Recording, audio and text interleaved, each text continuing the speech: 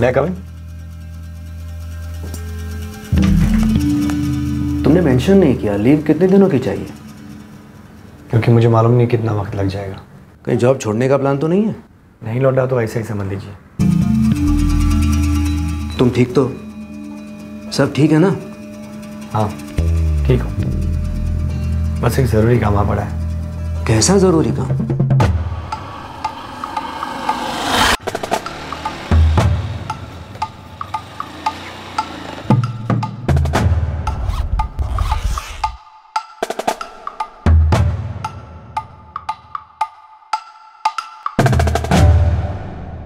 तुम साफ साफ कुछ बताओगे नहीं? सिर्फ इतना कहूँगा कि ये काम मेरे लिए बहुत ज़रूरी है और मुझे जाना होगा।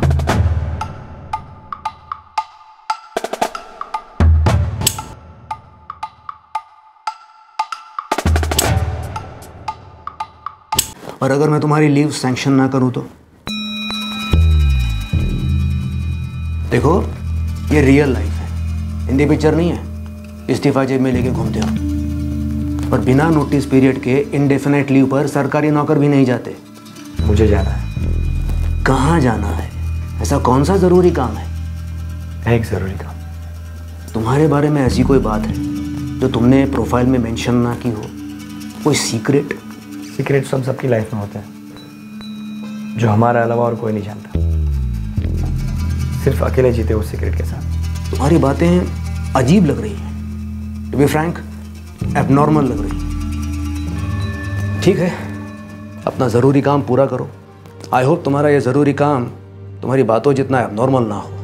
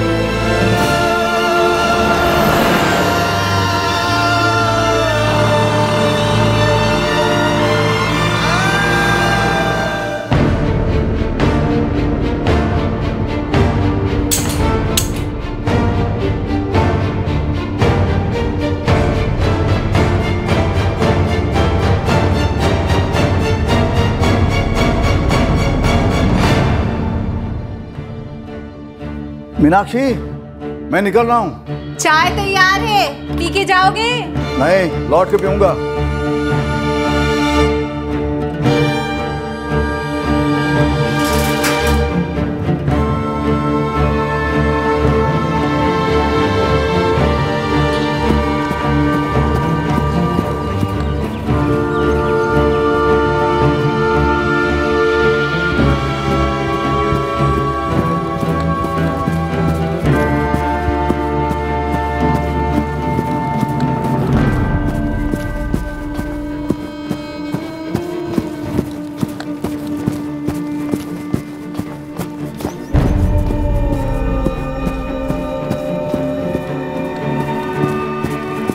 Good morning. Morning morning.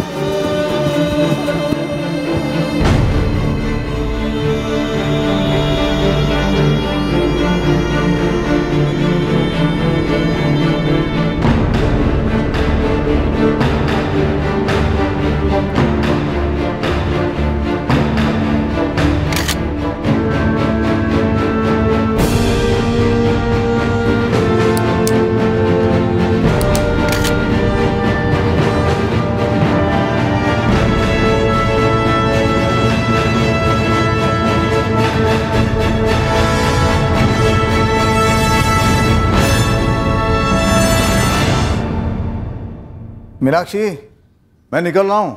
सुनो, आज लौट के विनोद से बात कर लो ना। मैं सोच रहा हूँ विनोद को यहीं बुलवा लेते हैं।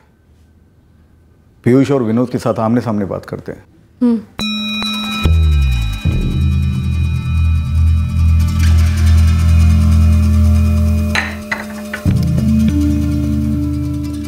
मम्मी जी ने क्या कहा विनोद? पापा फ़ोन करेंगे बताया, शायद जबलपुर जाना पड़े, देखते हैं।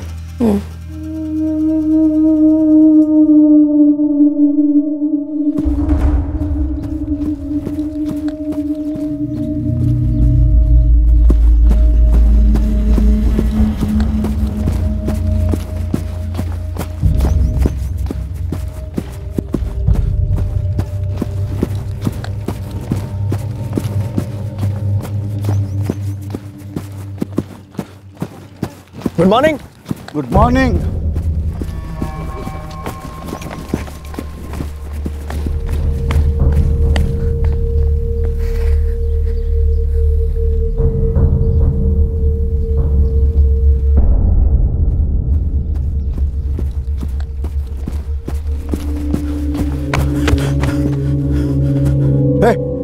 क्या ये?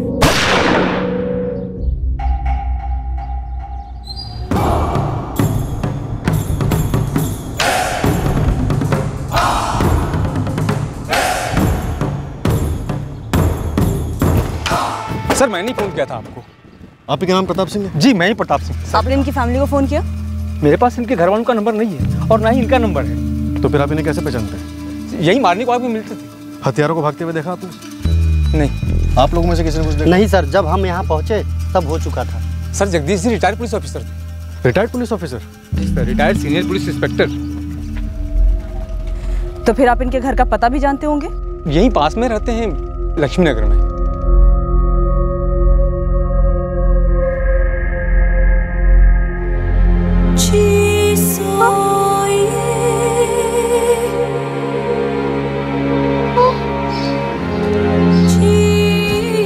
क्या हुआ मम्मी? मम्मी क्या हुआ? कुछ बोलो तो। मम्मी बताओ तो सही क्या हुआ? कुछ बोलो तो।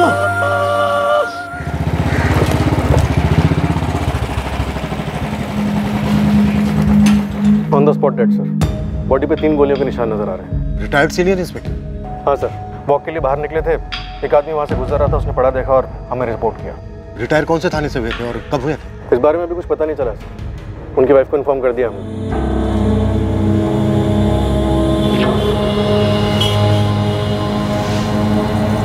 ग्रे मार्केट में इलीगल तरीके से बड़े आसानी से मिल जाती है आजकल। और पॉइंट ब्लैंक रेंज से चलाई गई? यस, एकदम नजदीक से, हार्ट के एकदम करीब लगी है। जब तक मैं अपनी आंखों से नहीं देखूंगी नहीं मानूंगी आप लोगों की बात। बस थोड़ी देर और, पोस्टमार्टम होने को है। किसने किया ये? पीयूष अभी हम पता लगाने की कोशिश कर रहे हैं। वैसे वो रोज सुबह कितने बजे निकलते थे? रोज 6:30 बजे निकलते थे और 8:30 तक घर लौटते थे। किसने किया ये? पीयूष अभी तक किसी ने हथियारों को देखा नहीं। हम उस रास्ते से गुजरने वाले हर एक बंदे से पूछताछ कर रहे हैं, शायद किसी ने हथियारों को देखा।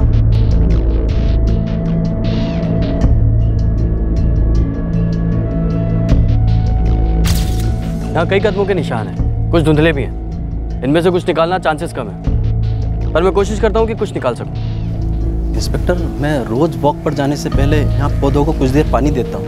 जगदीश जी गुजरते थे यहाँ से, मैं उनको हाथ दिखाता और आज भी वैसा ही हुआ। Good morning Jagdish ji. Good morning Avinash जी। ये हमारा रोज का रूटीन था और उसके आधे घंटे के बाद मैं वॉक पर निकलता, पर आज भी मैंने ऐसा कुछ अटपटा नहीं देखा और ना ही कोई जगदीश जी का पीछा कर रहा था। महेंद्र जी, ठीक से याद कीजिए, सुबह कौन कौन गुजरा था आपके सामने से? देखिए इंस्पेक्टर साहब, वैसे तो मुझे कुछ याद नहीं आ रहा, लेकिन मुझे नहीं लगता कि कोई गुजरा था। मेरे वॉक से आने का और जगदीश जी के वॉक पर जाने का समय लगभग एक सा ही है और ठीक इसी पॉइंट पर हम रोज एक दूसरे को क्रॉस करते थे। Good morning Jagdish ji. Good morning Mahendra ji. सागर पुलिस स्टेशन से 2 साल पहले रिटायर हुए थे जगदीश चौहान जी। फैमिली से कुछ पता चला? अभी शॉक में। छोटा बेटा पीयूष मुंबई से 1 हफ्ते की छुट्टी के लिए आए हैं यहाँ पे जबलपुर में, और बड़ा बेटा विनोद दिल्ली से निकल चुका है। लगभग 1 दर्जन लोगों से बात हुई जो रोज सुबह जगदीश जी को वॉक पे मिलते थे। किसी ने आज कुछ भी अटपटा नहीं देखा। क्राइम सीन के पास कोई नहीं था? किसी ने कुछ तो देखा सुना होगा। सर शूट आउट लगभग 7 और 7:20 के बीच में हुआ हो। 7 बजे एक आदमी ने जगदीश जी को गुड मॉर्निंग विश करते हुए क्रॉस किया और 7:20 पे प्रताप सिंह ने हमको फ़ोन किया। यहाँ आपकी हाउसिंग कॉलोनी से निकलते, उसके बाद लक्ष्मी नगर के एंट्रेंस से निकलते, यहाँ तक लोग उन्हें रोज़ मिलते, विश करते। उसके बाद वो इस छोटे ब्रिज से आगे जाते और ये आगे की रोड नॉन नहीं हो जाती और फिर यहाँ से मॉर्निंग वॉकर्स और बाकी का ट्रैफिक लगभग ना के बराबर। पीयूष, विनोद, इस पॉइंट पर मॉर्निंग वॉकर्स नहीं होते ये उसे पहले से पता था। या तो वो इस जगह से वाकिफ था या फिर उसने 2-3 दिन नजर रखी होगी और उसके बाद ये स्पॉट तय किया होगा मर्डर करने के लिए। क्लोज रेंज से 3 गोलियां दागी गई हैं उन पर। मतलब क्लियर कट उसका इरादा मर्डर ही था, क्योंकि लूटपाट तो कोई हुई नहीं। कौन हो सकता है सर? ये पता करने के लिए लीड आपको हमें देनी होगी। किसी के साथ कोई दुश्मनी, धमकी, ऐसी हत्याएं गर्मा गर्मी में नहीं होती, बाकायदा प्लानिंग की होगी उसने। किसी पर शक है तुम्हें? क्या शक करें सर? किस पे शक करें सर? कोई दुश्मनी, कोई धमकी, किसी के साथ कोई अनबन? पापा तो रिटायर हो चुके थे सर, 2 साल बाद क्या कोई दुश्मनी निकालेगा?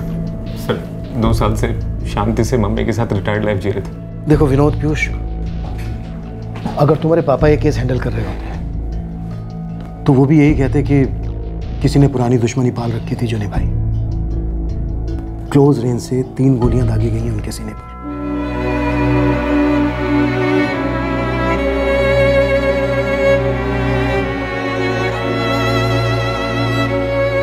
मैम, किसी खतरे या धमकी के बारे में कुछ बता पाएंगी तो हमें तहकीकात करने में काफी मदद मिलेगी। एक ईमानदार और नेक पुलिस ऑफिसर थे मेरे पति। रिटायरमेंट के बाद किसी से कोई झगड़ा और बैर नहीं था उनका। और अगर पापा जी को किसी से कोई खतरा महसूस होता या किसी ने कोई धमकी दी होती तो वो हमसे जरूर शेयर करते। कम से कम मम्मी जी से तो नहीं छुपाते। मैं कमिन?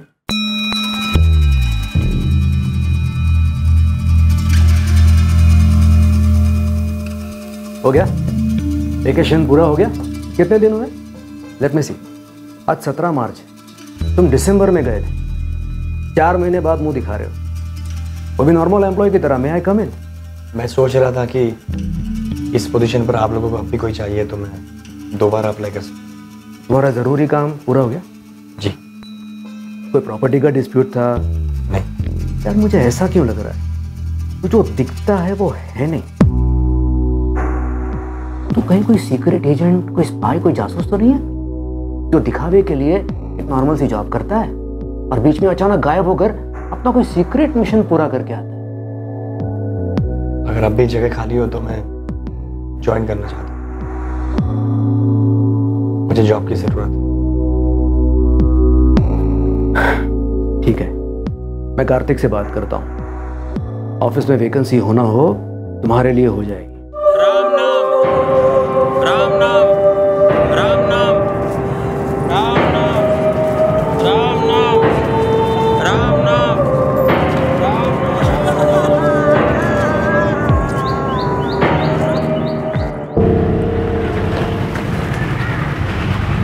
पुलिस वाले की सुपारी उठाने वाला या तो सरफेरा होना चाहिए या तो इस बात से अनजान कि निशाना वर्दी वाला है। भाई जावेद, बंदे को मारा तो गया है और स्टाइल किसी पेशेवर का लगता है। मर्डर पूरी प्लानिंग के साथ किया गया है। अगर ऐसा हुआ है तो प्लानिंग बाहर से हुई होगी। ये जगदीश चौहान जबलपुर में कभी पोस्टेड तो था ही नहीं, ये तो रिटायरमेंट के बाद यहाँ सेटल हुआ था। सर, उनकी सर्विस के आखिरी 3 साल के दौरान मैं उनके अंडर में ही काम कर रहा था और सागर में जगदीश सर ने बहुत सारे केस हैंडल भी किए, लेकिन मेरे ध्यान में ऐसा कोई केस नहीं आ रहा है कि जिससे उनकी जान के ऊपर कोई खतरा आ जाए। वो तुम उन 3 सालों में जितने केस भी उनके पास आए थे सबको खंगालो दोबारा से। Yes sir. रिटायर होने के बाद यहाँ जबलपुर में किसी के साथ उनकी अनबन का तो अभी तक कुछ पता नहीं चला है। सर, जगदीश चौहान भोपाल को बिलोंग करते हैं। वहाँ पे उनकी एक पुश्तैनी कोठी भी है और 2 फ्लैट्स में भी इन्वेस्टमेंट किया उन्होंने। तो फिर यहाँ जबलपुर में क्यों रह रहे थे? सही, मौजूदा कोठी उन्होंने 10 साल पहले खरीदी थी। यहाँ जबलपुर सेटल होने का प्लान उनका काफी पहले से था। प्रॉपर्टी को लेकर कोई अनबन? उनके बेटे विनोद और पीयूष के बीच कुछ? ये कैसा वाहियात सवाल कर रहे हैं आप मुझसे? मेरे बेटे अपने पापा का कत्ल करेंगे और वो भी प्रॉपर्टी के लिए। तुम पूछना क्या चाह रहे हो भैया? पापा ने कुछ बताया था तुझे? किस बारे में? किसी खतरे के बारे में? हाँ। कोई खतरा होता तो वो सिर्फ मुझे क्यों बताते भैया? आपको और मम्मी को क्यों नहीं? मीनाक्षी जी, आए दिन ऐसा होता है? हमारे घर में नहीं होता सर। दोनों पीयूष और विनोद अपने पापा से बहुत प्यार करते थे। क्या दोनों भाइयों पीयूष और विनोद, इन दोनों के बीच में कोई अनबन थी? किसको क्या मिलेगा को लेकर? बिल्कुल नहीं। हमारा जो कुछ भी है वो उन दोनों का ही है। आप सिर्फ खतरे के बारे में पूछना चाहते हो या कुछ और बात है? और तुझसे क्या पूछ सकता हूँ? थोड़ा अजीब नहीं है? आप मुझसे ही बात पूछ रहे हो। मैं तो सिर्फ एक हफ्ते की छुट्टी पर आया था, पर मम्मी पापा मुझसे भी उतनी बातें करते हैं जितनी आपके साथ किया करते थे। अरे पीयूष, तू था यहाँ छुट्टी पर, इसीलिए पूछा कि पिछले 2-3 दिनों में कुछ बताया था तो उस पर इल्ज़ाम या आरोप नहीं लगा रहा हूँ। इल्ज़ाम? आरोप? आप लगाना भी चाहो तो क्या इल्ज़ाम आरोप लगा सकते हो मुझ पर भैया? अरे तो इस पर आरोप लगा ही नहीं रहा हूँ। तो फिर आपने ये आरोप इल्ज़ाम जैसे शब्दों का इस्तेमाल किस लिए किया? ये कुछ और ही है। क्या कुछ और? नहीं पता मुझे, और मेरे पति को भी नहीं पता था। अगर उन्हें पता होता तो वो जरूर मुझे बताते। मीनाक्षी जी, अपनी 35 सालों की सर्विस में जगदीश जी ने सैकड़ों केसेस हैंडल किए होंगे। हम उनकी सभी पोस्टिंग पर पता करेंगे। पर क्या उन्होंने कभी आपको किसी केस के बारे में कुछ बताया? किसी खतरे के बारे में? जहाँ जहाँ सीसीटीवी कैमरास लगे हैं वहाँ से फुटेज बरामद किया गया, पर किलर या किलर्स कहाँ से आए होंगे जगदीश जी के रेगुलर मॉर्निंग वॉक वाले रोड पे, ये अभी तक पता नहीं चल सका। खबरियों के साथ सीसीटीवी फुटेज शेयर की जा रही है सर। शायद कोई पासरबाई में हिस्ट्री शीटर हो। हालांकि माँ मना कर रही है, और दोनों भाइयों के बीच प्रॉपर्टी को लेकर अनबन हो सकती है। सब उज्जैन से सब इंस्पेक्टर ललित पुजारी का कॉल है। कह रहे हैं 1 महीने पहले कोई जगदीश चौहान जी के बारे में इंक्वायरी कर रहा था। सर, मुझे नहीं पता कि इस बात का क्या कनेक्शन हो सकता है जगदीश सर के मर्डर से, लेकिन 14 फरवरी को एक बंदा आया था मेरे पास। सर, वो सीनियर इंस्पेक्टर जगदीश चौहान के बारे में जानना चाहता था कि इस वक्त वो कहाँ पोस्टेड होंगे और अगर रिटायर हो गए हैं तो कहाँ सेटल हुए। वो ऐसा क्यों पूछा था? क्या काम था उसे? वो बोला दूर का रिश्तेदार है जगदीश चौहान का। और तुमने जानकारी दे दी कि वो जबलपुर में सेटल हुए? नहीं दी थी सर, क्योंकि मुझे खुद पता नहीं था कि जगदीश जी 2008 में उज्जैन में पोस्टेड थे। तब मैं यहाँ नहीं था, लेकिन ये बात उस बंदे को पता थी। नाम क्या है इस रिश्तेदार का? उसने अपना नाम रवि कुमार बताया था सर। मेरे दूर के रिश्तेदार है वो। बस सिर्फ इतना पता है कि 2008 में उनकी पोस्टिंग यहाँ पर हुई थी।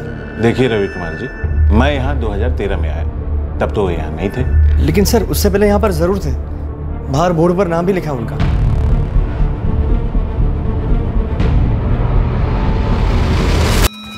राजेश जी, ये सीनियर इंस्पेक्टर जगदीश चौहान जी याद हैं आपको? 2008 से 2012 तक यहाँ पोस्टेड थे। सर, उन्हें कोई कैसे भूल सकता है?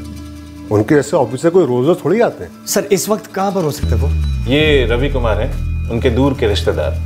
ढूंढ रहे हैं उन्हें। पता करना पड़ेगा सर। 2012 में उनका ट्रांसफर हो गया था यहाँ से। सर, मुझे उनसे मिलकर पर्सनली शुक्रिया अदा करना है। उनके बहुत एहसान रहे मेरे फैमिली पर। सर प्लीज़ पता करके बताइए ना उनका एड्रेस। आप अपना नंबर दे दीजिए, पता चलते ही मैं आपको बता दूँगा। वैसे कहाँ रहते हैं आप? कोलकाता से। बस उन्हें ढूंढते ढूंढते यहाँ तक पहुँच गया। सर, मुझे सिर्फ इतना पता चला था कि उज्जैन के बाद जगदीश सर का ट्रांसफर इंदौर हुआ था, और यही बात मैंने उस रवि कुमार को फ़ोन पर बता दी थी। रवि, इंदौर के बाद उनका कहाँ ट्रांसफ़र हुआ मुझे ये तो नहीं पता। राजेश जी, आपका बहुत बहुत शुक्रिया सर। लेकिन क्या आप बता सकते हैं इंदौर के कौन से थाने में? रवि कुमार? उसने उज्जैन पुलिस को बताया कि वो आपका दूर का रिश्तेदार है। ऐसा कोई दूर का रिश्तेदार मेरे ध्यान में तो है नहीं जिसका नाम रवि हो। फरवरी या फिर उसके बाद आपसे कोई मिलने आया था मीनाक्षी जी? कोलकाता का रवि कुमार? ऐसा कोई रिश्तेदार है ही नहीं हमारा, ना दूर का ना पास का। और कोलकाता से तो हमारा कुछ लेना देना ही नहीं है। सर, मैं इंदौर पुलिस से पूछता हूँ, ये रवि कुमार वहाँ आया था पूछता हुआ? अगर ये वहाँ गया था तो एक लीड होगी हमारे। तुरंत कांटेक्ट करो इंदौर थाने से। Right sir. ललित, ये रवि तुम तक पहुँचा कैसे? कोई आइडिया? नहीं सर। इस रवि ने कोलकाता का कोई एड्रेस दिया था तुम्हें? नहीं सर, मतलब मैंने पूछा नहीं सर। उसने कहा वो रिश्तेदार है, मुझे लगा उसे पता होगा कि जगदीश जी उज्जैन में पोस्टेड थे। सच कहूँ तो सर मुझे देखकर लगा नहीं कि वो बंदा कुछ गलत करने निकला हो। कोई नहीं, उसने जो तुम्हें नंबर दिया था वो अपने फ़ोन से ढूंढ कर दो, हम उसे आगे लेकर जाएंगे। पंकज तकरीबन 17 या 18 फरवरी को आया होगा तुम्हारे पास, जगदीश चौहान को ढूंढता हुआ। रवि कुमार नाम था साथ में। हाँ, एक आदमी तो आया था जगदीश चौहान के बारे में पूछता हूँ। 19 फरवरी को आया था मेरे ख्याल से, पर उसका नाम रवि कुमार तो नहीं था। उसने अपना नाम ब्रजेश शर्मा बताया था, रवि कुमार नहीं। ब्रजेश शर्मा? पक्का यही नाम बताया था? हाँ पक्का, क्योंकि वो आदमी 2 दिन से आगे सर पर बैठा रहा कि बताओ बताओ जगदीश चौहान की पोस्टिंग कहाँ हुई है। और यार मैं पहले ही परेशान था, एक केस में उलझा हुआ था ना। सर 2012 से 2014 तक जगदीश चौहान जी की पोस्टिंग यहीं पर थी। रही होगी भाई, लेकिन मैंने तो यहाँ पर 6 महीने पहले ज्वाइन किया है। सर प्लीज आपके रिकॉर्ड चेक करके बताइए ना, यहाँ के बाद वो कहाँ गए? ऐसा है दोस्त, रिकॉर्ड रूम से रिकॉर्ड निकलवाना, उन्हें छांटना, इन सब में वक्त लगता है, मेहनत लगती है ब्रजेश शर्मा। और वैसे भी इस वक्त हम लोग एक डबल मर्डर केस में उलझे होंगे। 1 हफ्ते बाद आना। पर वो आया नहीं और मैं भी पता लगाना भूल गया। पर उसका नाम ब्रजेश शर्मा है, ये तुम्हें याद रहा? मेरे साले का नाम भी ब्रजेश शर्मा है, इसलिए याद रह गया। उसने अपना कुछ पता या फोन नंबर वगैरह कुछ दिया तुम्हें? नहीं दिया, क्योंकि मैंने लिया ही नहीं। वो क्या है कि जल्दबाजी में उसे रफा दफा कर दिया। वो डबल मर्डर केस था ना जो, वो बेताल की तरह पीठ पर बैठा हुआ था यार। उसने अपने कोलकाता से होने की बात की थी क्या तुमसे? या सच बताऊं संजय, मैं उस पर ध्यान ही नहीं दे रहा था। सर मुझे तो उसने अपना नाम रवि ही बताया था, रवि कुमार। हाँ सर, जब मैंने उससे फोन पर बात की थी तो रवि कहकर ही की थी। क्या यही हमारा सस्पेक्ट है? उज्जैन का रवि और इंदौर का ब्रजेश। और सर जगदीश चौहान जी की पत्नी को नहीं याद कि उनसे कोई मिलने आया था। सर अगर वो रवि को नहीं जानती है तो वो बंदा ब्रजेश नाम भी फर्जी इस्तेमाल कर रहा होगा 100%। हो सकता है ये जगदीश जी का निजी मसला हो, शायद पुश्तैनी कोठी को लेकर। पर सर सवाल ये है कि उज्जैन और इंदौर से होता हुआ वो बंदा यहाँ जबलपुर कैसे पहुंचा? कहीं आप दोनों में से तो किसी ने इन्फॉर्मेशन नहीं दी थी कि जगदीश चौहान जी यहाँ जबलपुर में सेटल हुए हैं? सर ये नंबर 444789543 जिसे रवि कुमार ने उज्जैन में ललित को दिया था, जिस पर राजेश ने कॉल बैक किया था, वो नंबर फिलहाल स्विच ऑफ है। रिकॉर्ड्स हो गए, ट्रैकिंग पे डाल दो तुरंत। सर सवाल ये है कि वो बंदा उज्जैन कैसे पहुंचा? उसने कहीं से तो पता किया ही होगा कि जगदीश चौहान जी की पोस्टिंग 2008 से लेकर 2012 तक उज्जैन में थी। ललित, राजेश, स्केच आर्टिस्ट को इस आदमी का तुम दोनों हुलिया बता पाओगे? कोशिश कर सकते हैं सर। करो कोशिश, हमें इस आदमी का रहस्य खोलना ही होगा। चल से चल। और यार संजय, मैंने उस ब्रजेश शर्मा को 2 दिनों में कुछ ही मिनटों के लिए देखा बस। यार पंकज ट्राई तो कर। उज्जैन पुलिस के PSI ललित और कांस्टेबल राजेश भी कोशिश कर रहे हैं। जब हम पब्लिक गवाहों को स्केच के लिए बिठाते हैं तो हमारा भी बैठना बनता है यार। जगदीश जी का पुलिस सर्विस रिकॉर्ड मंगवाओ, पता करो कि उनकी पोस्टिंग कहाँ कहाँ रही है। उनके हर केस को बारीकी से टटोलो। ये किसी दुश्मनी का नतीजा हो सकता है। इस दुश्मनी की जड़ या तो किसी केस में हो सकती है या फिर फैमिली का भी कोई मसला हो सकता है।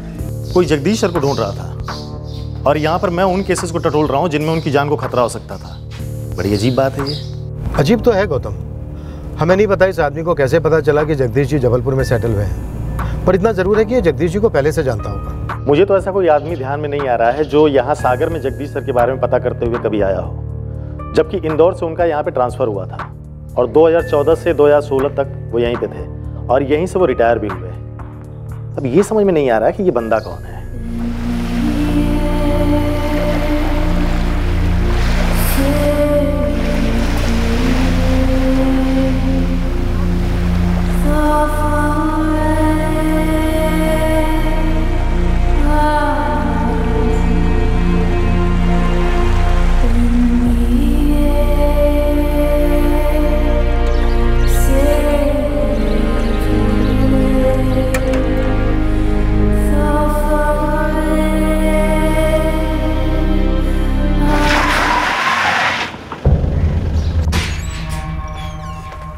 पहले रवि कुमार और अब ब्रजेश शर्मा, पर हमारे रिलेटिव में किसी का नाम ब्रजेश या रवि नहीं है।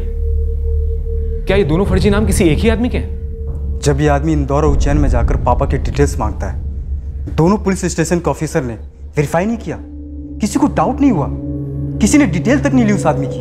क्यों? उसने कहा कि तुम्हारे पापा उसके दूर के रिश्तेदार हैं, तो इसमें भला कोई शक क्यों करने लगेगा? उसने कहा कि वो कोलकाता से है, शायद ये भी झूठ हो सकता है, पर हमें शक है कि वो जगदीश जी को आप सभी को जानता है। शायद आप लोग भी उसको जानते हो। नहीं है हमारा ऐसा कोई रिश्तेदार। आप लोग थोड़ा सा दिमाग पर जोर डालिए। हो सकता है ये आदमी जगदीश जी की साइड का हो, जिसको लगा कि उसके साथ गलत किया है जगदीश जी ने, अतीत का कोई मसला जिसकी वजह से उसने जगदीश जी को ढूंढ निकाला। ये आदमी उज्जैन और इंदौर पुलिस स्टेशन में जाकर सिर्फ जगदीश जी के बारे में इंक्वायरी करता है। जरूर ये कोई पुरानी बात रही होगी।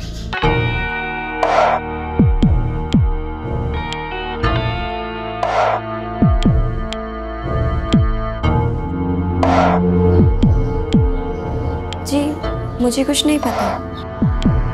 सर हमारे पापा उनके पिताजी के इकलौते बेटे थे और हमारी ऐसी कोई बड़ी फैमिली भी नहीं है, तो कौन हो सकता है ये दूर का रिश्तेदार? हम उसका स्केच बनवा रहे हैं, आप सभी लोगों के साथ शेयर करेंगे, पर प्लीज आप लोग थोड़ा और सोचिए। वो जो भी है जरूर उसकी निजी दुश्मनी रही होगी जगदीश जी से और परिवार से, नहीं तो कम से कम परिवार के साथ जुड़ा होने की संभावना तगड़ी है। सर 35 साल के सर्विस में जगदीश जी मध्य प्रदेश के लगभग सभी शहरों और कस्बों में सर्व कर चुके थे, लेकिन जबलपुर में उन्होंने कभी सर्व नहीं किया और रिटायरमेंट के बाद उन्होंने जबलपुर में सेटल होने की बात सोची।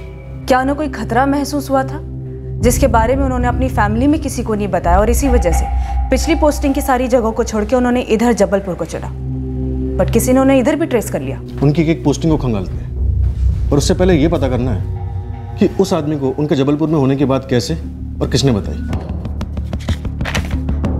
उज्जैन से पहले उनकी पोस्टिंग भोपाल में थी।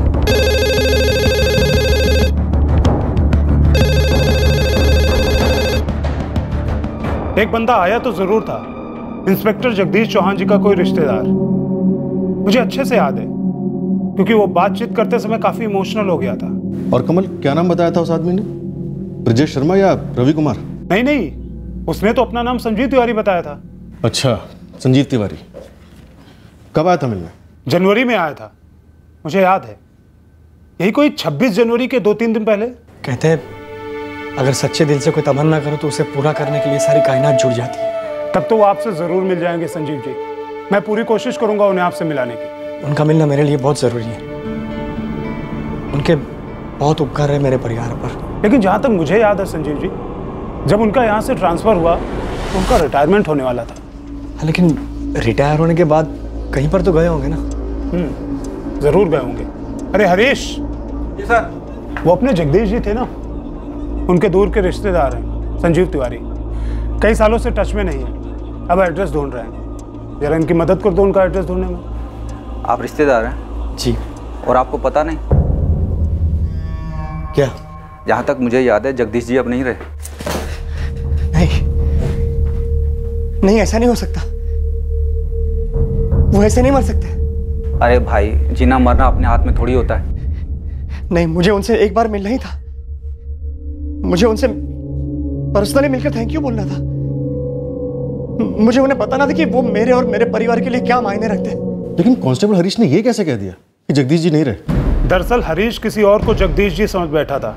उसके बाद उसने संजीव तिवारी को फोन भी कर दिया था और उसे बता दिया था कि जगदीश जी जिंदा हैं और उनका एड्रेस भी दे दिया था। कांस्टेबल हरीश ने उस आदमी को जनवरी में बताया कि जगदीश जी कहाँ हैं? हाँ, और हरीश ने ये बात मुझे खुद आकर बताई भी थी। गलती होगी सर, दरअसल एक जतिन जी चल बसे थे ना, मैंने पता नहीं क्यों जगदीश जी कह दिया। संजीव तिवारी को बता दिया? वो तो टूट गया था उस दिन।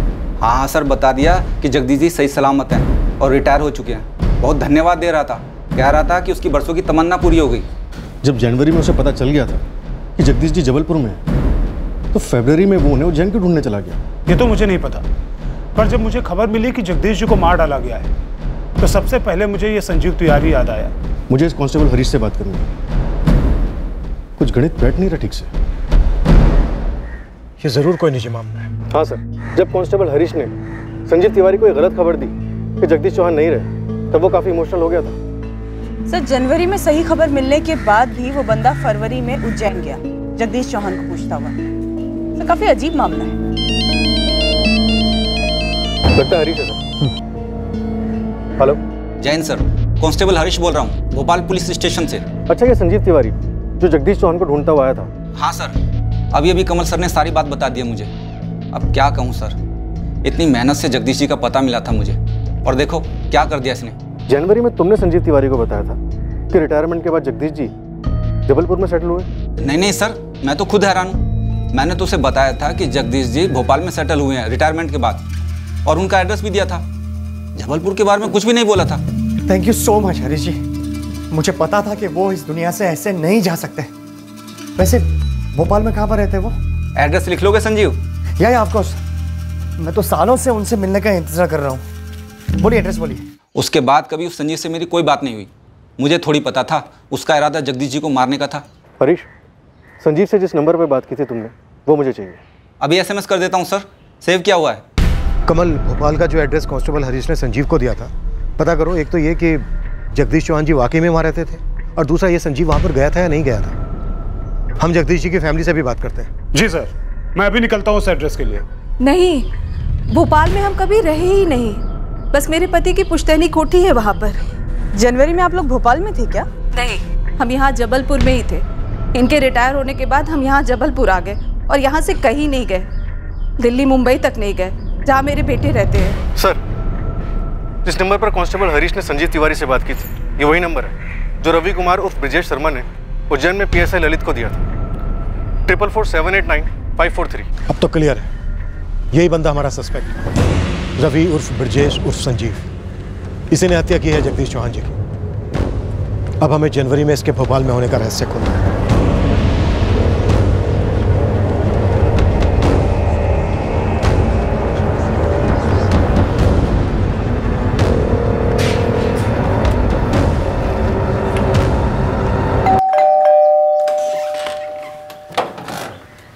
जी, जगदीश चौहान जी का घर यही है? जी मैं ही हूँ जगदीश चौहान। जगदीश जी, दरअसल हम लोग जबलपुर वाले रिटायर्ड जगदीश चौहान जी के मर्डर केस के सिलसिले में आए हैं। हमारे एक हवलदार हरीश ने गलती से एक आदमी को आपका एड्रेस दे दिया था, जो कि रिटायर्ड जगदीश चौहान जी को ढूंढ रहा था। अरे हाँ हाँ, आपके हवलदार हरीश दास ने गलती से मेरा ही पता दे दिया था उसे। उसे मतलब वो आया था यहाँ पर ढूंढते हुए? जी, संजीव तिवारी नाम था उस आदमी का। कब आया था? जनवरी में आया था यहाँ। और अजीब सी बात यह है कि वो मुझे पहचानने की पूरी कोशिश कर रहा था। काफी कंफ्यूज सा हो गया था।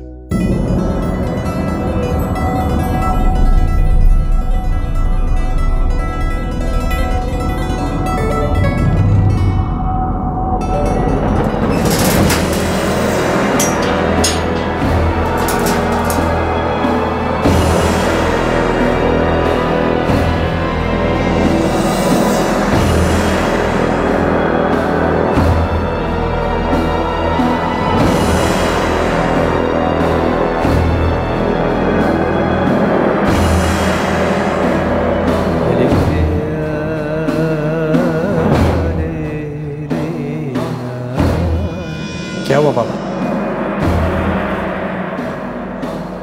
वो लड़की वाले कह रहे हैं कि उन्हें ये रिश्ता आगे नहीं बढ़ाना। क्यों? कुछ बोले?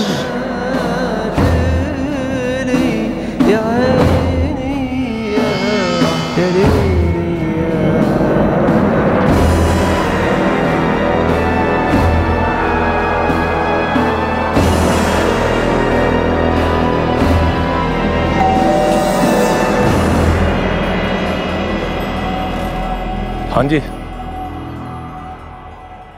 क्या बात है भाई, ऐसे क्या देख रहे हो? जी, जगदीश चौहान जी घर पर है? हाँ बिल्कुल है, तुम्हारे सामने खड़े हैं। तुम कौन हो? बोलो भी, क्या चाहिए? कौन हो तुम? संजीव तिवारी नाम है मेरा। हाँ तो संजीव, क्या काम है? आप पहले पुलिस में थे? हाँ था, अब रिटायर हो चुका हूँ। तुम कहाँ से आए हो? 2003 में आपकी पोस्टिंग होशंगाबाद में हुई थी? नहीं, मेरी पोस्टिंग कभी भी होशंगाबाद में नहीं हुई। मैं किसी और को ढूंढ रहा था। सॉरी, गलतफहमी हुई, आपको तकलीफ हुई। उसने आपसे पूछा कि 2003 में आप होशंगाबाद में पोस्टेड थे। जी। 2003 होशंगाबाद? इतना स्पेसिफिक? पूरी गलतफहमी हो गई थी सर, क्योंकि कांस्टेबल हरीश दास ने गलती से इस सब इंस्पेक्टर जगदीश चौहान का एड्रेस दे दिया था, जो भोपाल पुलिस से रिटायर हुआ था। और फिर हमारा सस्पेक्ट रवि उर्फ ब्रजेश उर्फ संजीव इस गलतफहमी को समझ गया और फिर से असली जगदीश चौहान की तलाश में निकल पड़ा, जिन्हें वो ढूंढ रहा था, और उन तक पहुंचा भी। सर, 2001 से 2005 तक जगदीश चौहान की पोस्टिंग होशंगाबाद में थी, विराटनगर पुलिस स्टेशन। लगता है इस कत्ल का मकसद और कातिल दोनों हमें होशंगाबाद से ही मिलेंगे। तो शायद हमारे सस्पेक्ट ने अपनी खोज होशंगाबाद से शुरू की होगी।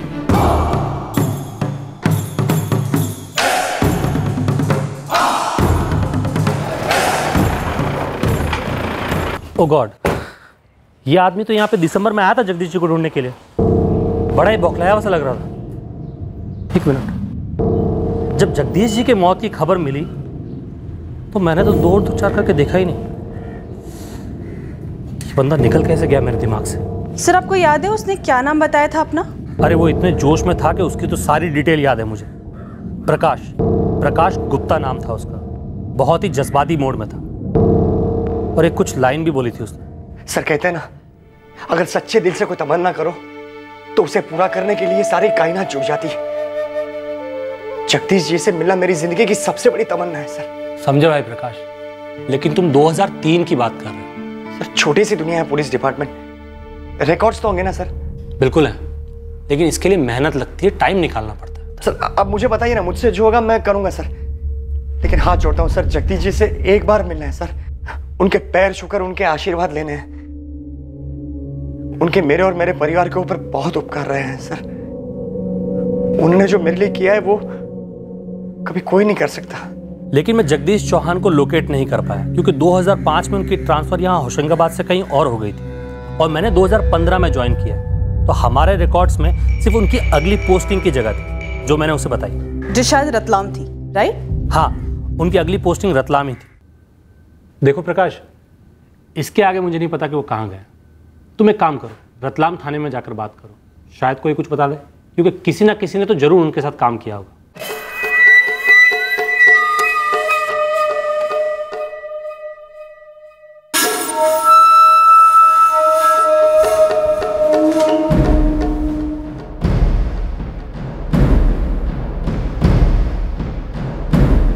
सर ये आदमी जगदीश चौहान को होशंगाबाद से रतलाम और रतलाम से भोपाल तक ट्रैक किया, जहाँ पे उसे गलत जगदीश चौहान मिला। फिर उसे पता चलता है कि असली जगदीश चौहान की पोस्टिंग भोपाल के बाद उज्जैन में हो गई थी, जहाँ से उसे इंदौर की लीड मिली। और यही सारी लोकेशन मूवमेंट उसके पिछले 4 महीने के कॉल रिकॉर्ड्स में इंडिकेट हो रही है। पर ये आदमी कभी भी जगदीश चौहान जी की लास्ट पोस्टिंग सागर नहीं पहुंचा और उसकी खोज के बीच में लगभग 15 मार्च के आसपास उसे ये पता चल गया होगा कि जगदीश चौहान जी यहाँ जबलपुर में सेटल्ड है और उसने आके कत्ल कर दिया। दिसंबर 2017 से लेकर मार्च 2018 तक पूरे 4 महीने ये बंदा जगदीश चौहान जी को ढूंढता रहा और आखिर में उन्हें ढूंढ भी निकाला। आज 17 मार्च है, तुम दिसंबर में गए थे, 4 महीने बाद मुंह दिखा रहे हो। सर ये नंबर 444789543 होशंगाबाद में एक्टिवेट हुआ, इस नाम और एड्रेस के साथ। फर्जी? पूरी तरह। होशंगाबाद के PSI आशीष ने डबल चेक किया, गलत आदमी गलत एड्रेस। सब पूरी तरह वेल प्लान मिशन पे निकला था ये बंदा और बड़ी शिद्दत के साथ एक आदमी को ढूंढ रहा ताकि उसे ढूंढ के उसके सीने पे 3 गोलियां दाग सके। इस अधूरेपन से तुझे निकलना होगा। जिंदगी ऐसे नहीं जी जाती जहां रोज किश्तों में मरते जाओ।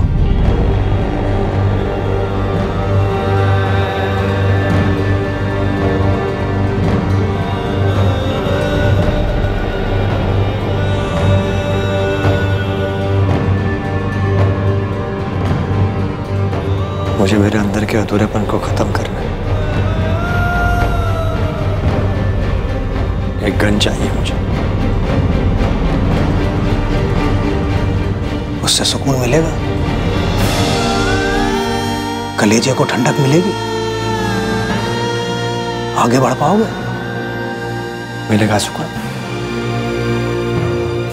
ठंडक मिलेगी, आगे भी बढ़ूंगा। जगदीश चौहान को मारने के बाद वो जहां कहीं भी होगा उसे ढूंढकर उसका कत्ल करने के बाद। सच्चे दिल से अगर कुछ चाहो तो पूरी कायनात जुट जाती है आपकी उस चाहत को पूरा करने में। ये बंदा पूरी लगन से, पूरे फोकस से जगदीश चौहान जी को ढूंढता रहा और हमारा डिपार्टमेंट हर कदम पर इसकी मदद करता रहा, इसकी खोज को आसान बनाता रहा। सर ये बंदा जब इंदौर में था तब इसके कॉल रिकॉर्ड्स में एक नंबर शो हो रहा है 444097654। ये नंबर होशंगाबाद के कांस्टेबल अरविंद शुक्ला का। इस अरविंद से इस बंदे को जगदीश चौहान का जबलपुर वाला एड्रेस मिला।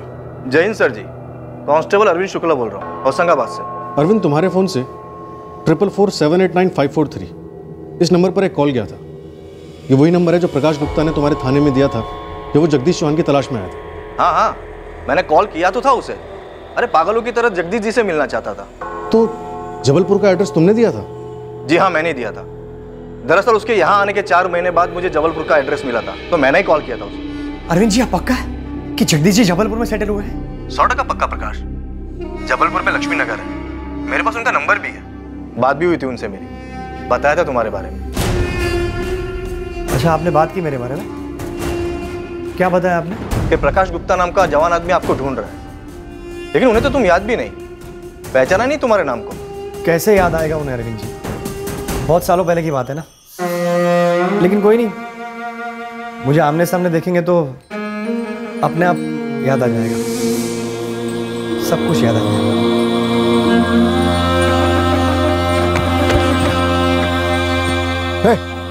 क्या ये? कौन हो तुम?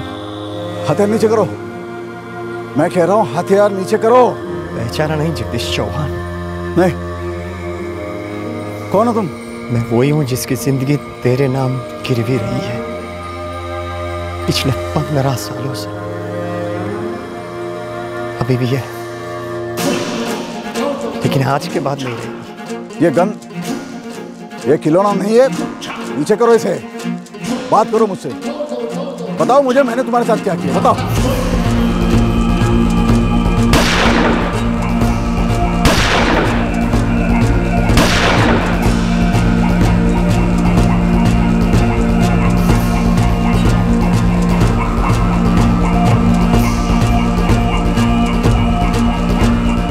सच्चे दिल से कोई तमन्ना करो तो पूरी कायनात जुड़ जाती है उसे पूरा करने। ये लाइन जबान पर लेकर निकल पड़ा। ढूंढा जगदीश जी को, मार डाला। ये एक निजी मसला है, जैसा कि हमें पहले से शक था। पर ये है कौन? और इतने ढेर सारे स्केचेस? क्या ये अलग अलग लोग थे?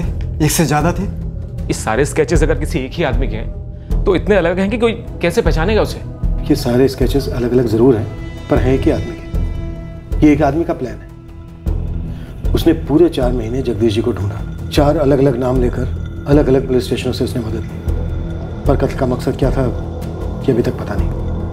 2003 में होशंगाबाद में कुछ हुआ था, किसी ने धमकी दी थी जगदीश जी को। कोई निजी मामला, ऐसा कुछ जिसकी वजह से जगदीश जी ने किसी को ठेस पहुंचाई हो। 2003? इतने साल पहले? नहीं, मुझे कुछ याद नहीं है, कुछ भी याद नहीं आ रहा। मैं बहुत छोटा था। मैं तो सेकेंडरी स्कूल में दाखिल हुआ ही था सर, और मुझे कुछ याद भी नहीं है।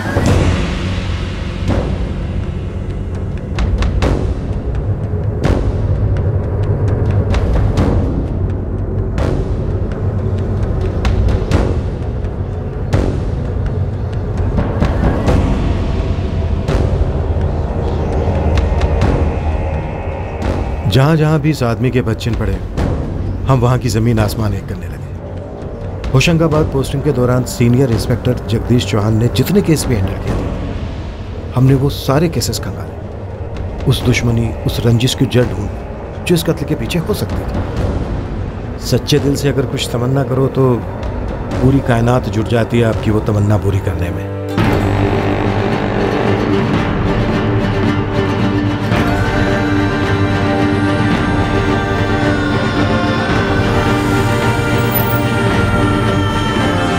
हमारे संदिग्ध की असली शक्ल कैसी थी, अब इसकी पहली झलक हमारे सामने आने वाली थी।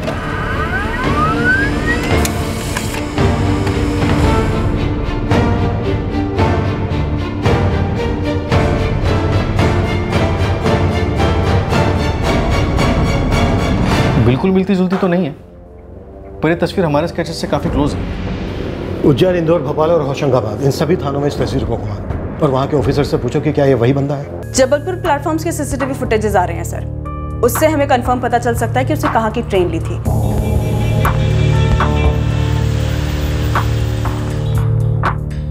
हाँ संजय, यही है वो रवि कुमार। हाँ संजय, यही है ब्रजेश शर्मा। हाँ हाँ, यही था वो संजीव तिवारी। अब हम 100% श्योर है कि इसी बंदे ने जगदीश जी पे फायर किया था।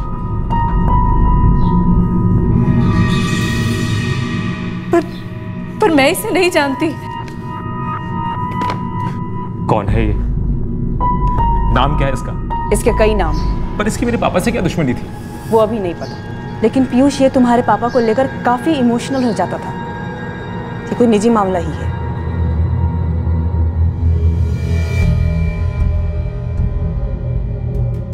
सर, हमने 2003 के सारे केसेस को स्कैन कर लिया है और हम कांस्टेबल शंभू अधिकारी को भी कांटेक्ट करने की कोशिश कर रहे हैं। कौन है शंभू अधिकारी? सर, ये हमारे ही थाने के रिटायर्ड कांस्टेबल हैं। जिन्होंने जगदीश जी के साथ कई सारे केस निपटाए, यही होशंगाबाद में। लगे रहो आशीष, अब हमारे पास मुजरिम का एक चेहरा तो है, हम इसके पीछे पड़ जाते हैं। तुम कत्ल के मकसद का पता करो। सर, अगर उस बंदे का नाम पता चल जाता तो पुरानी फाइलों में उसको ढूंढने में आसानी होती, पर इस वक्त हमारे पास उसका नाम नहीं है। हमने जबलपुर रेलवे स्टेशन की सीसीटीवी फुटेज मंगवाई है, उससे पता चलेगा कि उसने कौन सी ट्रेन ली, कहाँ से बिलोंग करता है। कोई ना कोई लीड जरूर मिलेगी। तब तुम फर्स्ट ईयर में थे विनोद भैया, और मैं 10th में। हाँ वो तो मुझे याद है, पर मुझे यही याद नहीं आ रहा है कि 2003 में ऐसा क्या हुआ था। मम्मी को कुछ याद आया? मम्मी तो कह रही है कि 2003 में ऐसा कुछ भी नहीं हुआ था, ना फैमिली में, ना दोस्तों के बीच, ना कुछ। तो फिर पापा को किसी केस को लेकर कोई खतरा था, तब तो हमें नहीं मालूम होगा, क्योंकि पापा काम की बातें घर पर डिस्कस नहीं किया करते थे। पर मुझे समझ में नहीं आ रहा कि पुलिस बार बार यही कही जा रही है कि हमारा कोई निजी मामला है। क्या निजी मामला हो सकता है विनोद? क्या पापा जी ने किसी के साथ कुछ गलत किया था? गलत मतलब? कैसे गलत किया? मेरा मतलब है कि हो सकता है पापा जी ने अनजाने में कभी किसी गलत आदमी को गिरफ्तार कर लिया।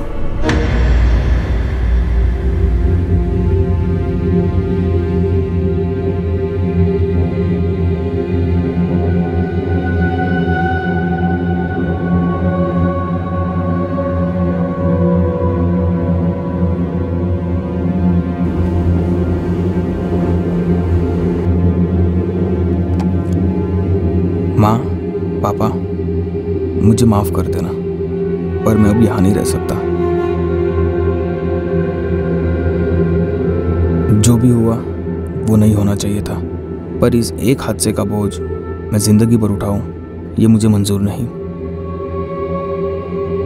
इस घर की मायूसी में मेरा दम घुटता है, मुझसे और सहा नहीं जा रहा। मैं ये घर हमेशा के लिए छोड़ रहा हूँ। मैं जैसे भी अपना देख लूँगा, लेकिन इस घर में वापस लौट के नहीं आऊँगा। हाथ जोड़ता हूँ, मुझे ढूंढने की कोशिश ना करना, पुलिस थानों के चक्कर काटने में अपना समय ज़ाया ना करना। मैं साफ साफ कहकर जा रहा हूँ कि मैं जो कुछ भी कर रहा हूँ अपनी मर्जी से कर रहा हूँ। आपका बेटा आनंद।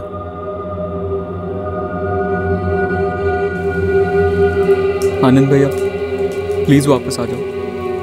पापा तो एकदम टूट ही गए। प्लीज़, उन्हें हमारी ज़रूरत है। बहुत ज़्यादा टूट गए भैया। आप इस तरह से चले गए, माँ झेल नहीं पाई। पापा भी बहुत तकलीफ में भैया। आप जल्दी वापस आ जाओ। माँ पापा मेरे चले जाने को झेल ना पाए, या तुम उन्हें न झेलने वाली तकलीफ दे रहे हो? ये क्या कह रहे हो आपको पापा का दर्द समझ नहीं आता? वो कुछ कहते नहीं है, लेकिन तुझे जो कुछ भी करना है, कहना है, करते रहे। वैसे भी तू यही तो करते आ रहा है ना। मैं तुझसे कहना भी नहीं चाहता कि तू उससे निकल जा। तेरी जिंदगी है, तू बेहतर समझेगा, लेकिन मैं वापस लौट कर नहीं आऊँगा।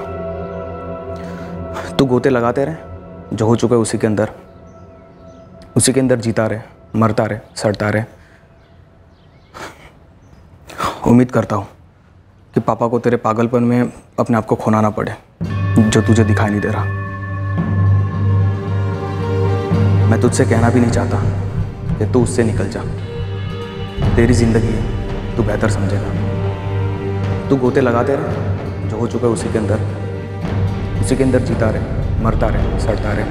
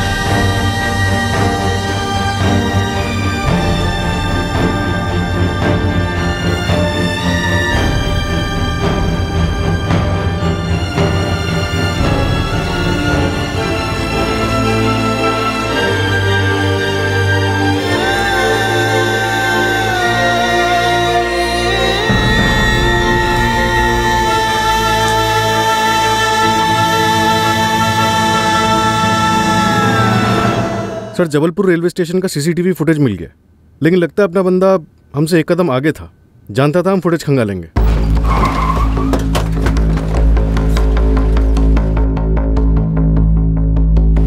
सर वो स्टेशन के हर प्लेटफॉर्म पर, ताकि हमें पता न चल पाए कि उसने एक्चुअली कौन सी ट्रेन गेम खेल रहा है। सर वो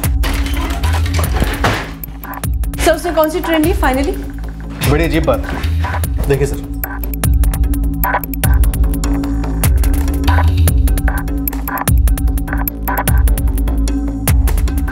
ये प्लेटफॉर्म नंबर 4 पे कौन सी ट्रेन है? भोपाल एक्सप्रेस। ये ट्रेन 4:30 बजे निकलती है, पर अपना बंदा नहीं निकला। वो 4:45 बजे प्लेटफॉर्म नंबर 3 पर नजर आता। ये मुंबई जाने वाली ट्रेन है, 5:05 की, और ये आदमी 4:50 में इस ट्रेन में घुसता है और 4:55 पे ये फिर प्लेटफॉर्म नंबर 4 पर नजर आता है। यहाँ ये 5 मिनट रुकता है और फिर उसी दिशा में वापस जाता है जहाँ से आया था। और फिर कहीं नहीं दिखता सर। मुंबई वाली ट्रेन ली 5:05 वाली? सर वो ट्रेन प्लेटफॉर्म नंबर 3 पर थी और ये वापस प्लेटफॉर्म नंबर 3 पर गया हो, ऐसा किसी कैमरे में नहीं दिखा। उसके बाद की कोई ट्रेन? 5:25 पे एक ट्रेन है अहमदाबाद की। साफ है, ये बंदा जानता था कि कत्ल के बाद भागते वक्त इसकी पूरी जर्नी ट्रैक कर सकता है। सर कितने ही पुलिस स्टेशन में इसने जगदीश चौहान को ढूंढा है। ये पक्का जानता होगा हम इसके पीछे हाथ धोकर पड़ जाएंगे। और तैयारी से पहले से थी, अलग अलग थानों में अलग अलग नाम, और मर्डर के बाद ये आंख मिचौली रेलवे प्लेटफॉर्म। सीसीटीवीज की भी स्टडी की होगी, तभी तो कैमरे को चकमा देकर अहमदाबाद या मुंबई की ट्रेन में शायद चढ़ गया होगा। या शायद स्टेशन से बाहर चला गया हो, ट्रेन उसने ली ही ना हो। ये सारा नाटक उसने हमें गुमराह करने के लिए किया हो, बस पकड़ के निकल गया हो। फ्लाइट सर उसने ली नहीं है क्योंकि एयरपोर्ट पे वो स्पॉट हुआ नहीं है, और जबलपुर एयरपोर्ट से फ्लाइट्स काफ़ी कम है।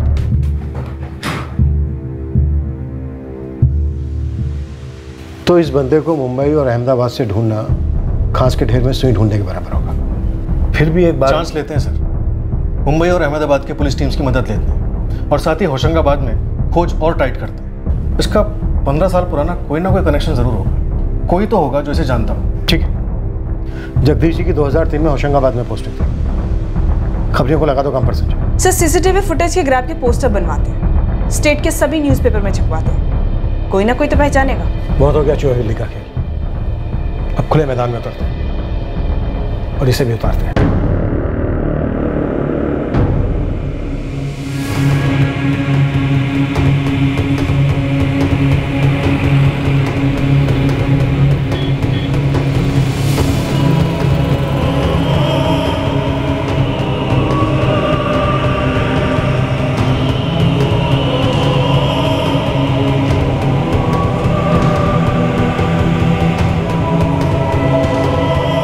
पूरे मध्य प्रदेश के अलावा हम उस बंदे को मुंबई में भी ढूंढ रहे थे, अंधेरे में तीर चला रहे थे। अहमदाबाद में भी खोज शुरू हो गई, क्योंकि हमें लगा कि हमें चकमा देने के लिए उसने शायद जबलपुर से 2 में से कोई भी ट्रेन ली।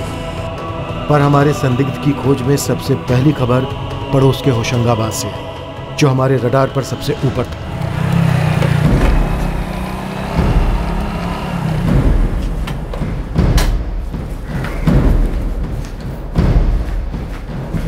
गिरीश जी। गुरु, मेरे आदमी जावेद साहब की बात हुई थी, आपने बताया था कि ये आदमी आपके लॉज में आया था और ठहरा भी था। हाँ, ये आदमी दिसंबर में ठहरा था यहाँ, मैंने रजिस्टर भी निकाल के रखा। हाँ, ये 4 दिसंबर 2017 से 10 दिसंबर 2017 था। प्रकाश गुप्ता, यही नाम इसने पुलिस स्टेशन में भी बताया था, लेकिन नाम फर्जी है। इसी नाम का इसने ड्राइविंग लाइसेंस भी दिया। उसका कॉपी होगा क्या आपके पास? कोलकाता, ये भी फर्जी है। दिखने में आदमी सही था वैसे। गिरीश जी, इस आदमी के बारे में और भी कुछ बता सकते हैं क्या? सीसीटीवी है ना, मैं कम से कम 6 महीने का बैकअप रखता हूँ। ये हुई ना बात, इसका फुटेज सीडी में डालकर फटाफट दे दीजिए। हाँ, इसमें उसका दोस्त भी दिखेगा फुटेज में। दोस्त? हाँ, उससे मिलने आता था ना। 4 से 10 दिसंबर के बीच सारी फुटेज को डीवीडी में राइट करके दे दीजिए।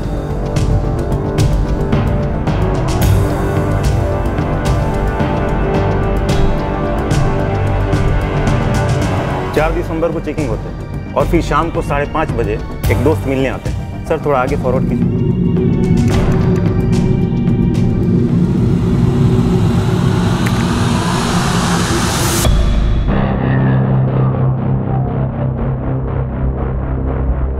इस दोस्त उसने साथ में चेक इन नहीं किया। मतलब लोकल हो सकता, शायद होशंगाबाद का या आसपास कहीं का। 100%। 4 के बाद 10 तारीख तक ये दोस्त रोज आया है कमरे पे। कभी अकेले बाहर निकलता था तो कभी इसके साथ बाहर निकलता था। और ये गिरीश, लॉज का रिसेप्शनिस्ट, इसे इसके दोस्त का नाम वगैरह कुछ याद है?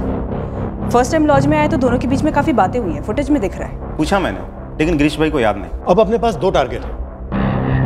हम अपने इस बंदे को एक्स नाम देते हैं और इसके इस दोस्त को वाई, जो कि पूरे चांसेस हैं होशंगाबाद या आसपास का ही होगा। गुरु एक काम कर, अपने सब लड़कों को बोल कि वो इस एक्स के साथ साथ पूरे होशंगाबाद में इस वाई की तस्वीरें भी घुमाएं। अगर हमें ये वाई मिल गया तो ये वाई हमें एक्स तक लेकर जाएगा।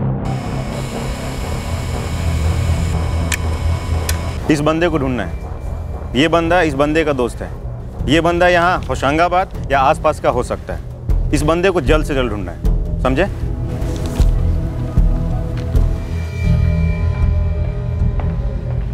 सर 2003 में लगभग 50 केस रजिस्टर हुए, सारे के सारे स्कैन किए हैं सर, लेकिन इनमें से तो ऐसा कोई नहीं दिख रहा जहां संदिग्ध या फिर मुजरिम वापस लौटकर ऐसा जानलेवा हमला कर सके। और सर ये अपना बंदा एक्स यहाँ के हिस्ट्री शीटर की लिस्ट में आपको कहीं दिखा? मौजूदा लिस्ट में तो इसका कोई फोटो नहीं है, और सर इसीलिए मुझे ऐसा लगता है कि ये किसी संदिग्ध या फिर सजा काट रहे किसी मुजरिम का दोस्त या रिश्तेदार हो सकता है। ऐसे भी कई लोगों से हमने पूछताछ की, उनसे कांटेक्ट किया और तस्वीर भी दिखाई, लेकिन किसी ने इसको पहचाना नहीं सर। 15 साल पहले का एक्स आज के एक्स से अलग दिखता होगा। और वैसे भी मुझे नहीं लगता कि ये कोई हिस्ट्री शीटर होगा, क्योंकि कोई हिस्ट्री शीटर ऐसे किसी को ढूंढते हुए सीधे पुलिस स्टेशन नहीं जाएगा। जिस तरह का इसका बर्ताव और हुलिया था, ऐसा लगा नहीं सर। पढ़ा लिखा और डिसेंट सा बनता लगा।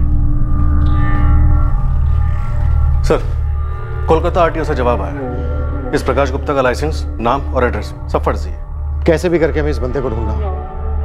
ये आके इस तरह से एक रिटायर्ड पुलिस अफसर को मार के चला जाता है, और कत्ल के 3 हफ्ते बाद हमारे पास इसकी और इसकी दोस्त की तस्वीरों के अलावा कुछ नहीं है। मकसद क्या था इसका? सर वो रिटायर्ड कांस्टेबल शंभू जी आए हैं जो जगदीश जी की टीम में थे 2003 में।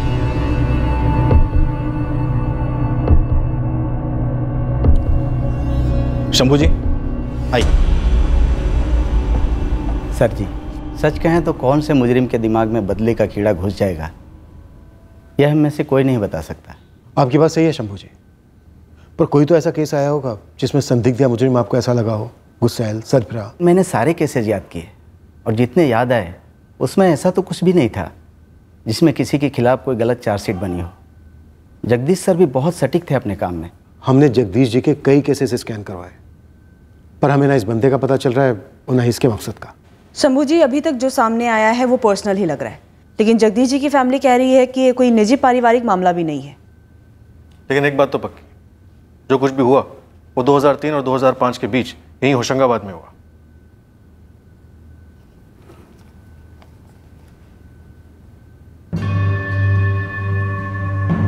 आशीष साहब ने कल रात मुझे तस्वीर भेजी थी, मैं काफ़ी देर तक इसे देखता रहा। तो आपको कुछ याद आया? देखिए शंभू जी, इस बंदे ने अपनी खोज आपके होशंगाबाद थाने से शुरू की थी, दिसंबर 2017 में।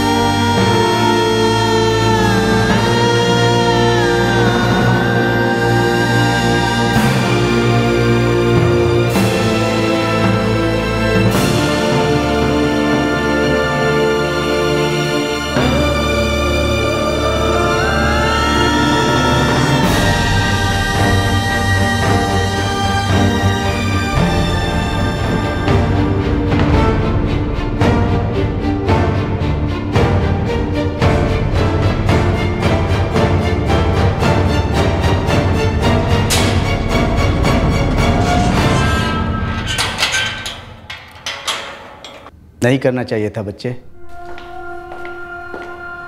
सर मैं पक्का तो नहीं कह सकता, लेकिन ये चेहरा मुझे उस लड़के की याद दिला रहा है। कौन लड़का शंभू जी? केस क्या था? नाम क्या था लड़के का? नाम वाम तो याद नहीं है, काफी साल हो गए ना। पर शंभू जी केस तो दर्ज हुआ होगा ना?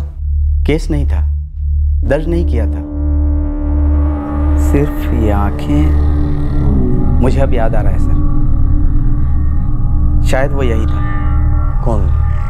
कौन लड़का शोभी जी? एक 18 साल का लड़का था। लड़की का मामला था। कौन सी लड़की? लड़की का नाम क्या था? नाम तो याद नहीं है मैडम, प्यार का मामला था। भागे थे दोनों। लड़की के माँ बाप हमारे पास मदद के लिए आए थे। अरे इंस्पेक्टर साहब, हमारी बेटी सीधी और शरीफ लड़की है, वो खुद से उस लफंगे के साथ जा ही नहीं सकती। लेकिन ये चिट्ठी, ये उसकी खुद की लिखाई है? आप कहना क्या चाहते हैं? वो खुद से भागी होगी? लड़की नाबालिग थी सर, और इस लड़के के साथ भागी थी, और ऊपर से पीछे चिट्ठी भी छोड़ गई थी। हमने लड़के के परिवार को भी हाजिर किया था। उनके पास भी एक चिट्ठी थी जो लड़का पीछे छोड़ गया था। मालूम यह हो रहा था कि लड़का और लड़की दोनों ने मिलकर प्लान बनाया था और भागे थे। तेरे लड़के ने मेरी बेटी का किडनैप किया है। किडनैप, उसके भोलेपन का गलत फायदा उठाया है। क्रिमिनल है तेरा लड़का। हमारा बेटा भी चिट्ठी छोड़ कर गया है, मतलब दोनों बच्चे साथ मिलकर भागे। देखिए सर, दोनों बच्चे हैं, जवानी की कगार पे हैं, बहक गए होंगे और कर दी ये गलती। तुम्हारा बेटा कहाँ है? सर, अगर मुझे पता होता तो मैं बच्ची के साथ उसे यहाँ लेकर आता। तेरे लड़के ने मेरी लड़की से जबरदस्ती चिट्ठी लिखवाई। सर, दोनों घरों में चिट्ठियां मिली हैं। सर, दोनों ने साथ में मिलकर बचकानी हरकत की होगी। अच्छा, तो ये बचकानी हरकत करने से पहले तेरे भाई ने तुझे बताया था क्या? सर, अगर वो बताता तो मैं उसको भागने देता क्या? नहीं सर, हमें कुछ पता नहीं है। उसके भागने के प्लान को लेकर हमें भनक तक नहीं मिली। झूठ बोल रहे हैं साहब साहब, ये सब जानते हैं लेकिन छुपा रहे। अब ये नाटक बंद करो और सच सच बता दो, और बेटे ने इनकी बेटी को कहाँ छुपा के रखा है, वरना बाप बेटे को अंदर कर दूंगा अभी कभी। हमें कुछ पता नहीं, आप यकीन कीजिए हमारा। सर, मैंने उसके सारे दोस्तों से पूछा, लेकिन उसने अपने किसी भी दोस्त को एक शब्द भी नहीं बोला। अब दोनों बच्चों को ढूंढकर वापस लाइए। हम मानते हैं कि हमारे लड़के की गलती है, लेकिन वो भी तो बच्चा ही है ना सर। चुप कर, बच्चा बच्चा बोलकर पल्ला मत झाड़। तेरे बेटे ने गलत नहीं बल्कि गुनाह किया, गुनाह। अगवा किया है मेरी बच्ची को इन सब ने। सर, मेरी शिकायत दर्ज कीजिए इन सब के खिलाफ। ऐसा मत कहिए, दोनों बच्चे हैं, सिर्फ उनसे गलती हुई है। अब भीगी बिल्ली तो ना बोलो, तुम्हारा लड़का कोई बच्चा नहीं है, 18 साल का है। और एक बात कान खोल के सुन लो तुम, इनकी बेटी नाबालिग है। किडनैपिंग के साथ और भी संगीन चार्ज लग सकते हैं और वो मैं लगाऊंगा। क्योंकि लड़की नाबालिग थी, हमने तुरंत एक्शन लिया। उस लड़के के बाप को बुलाकर कड़ी पूछताछ की और जोड़ों को ढूंढना शुरू कर दिया। 3-4 दिनों के अंदर ही एक लॉज में दोनों मिल गए।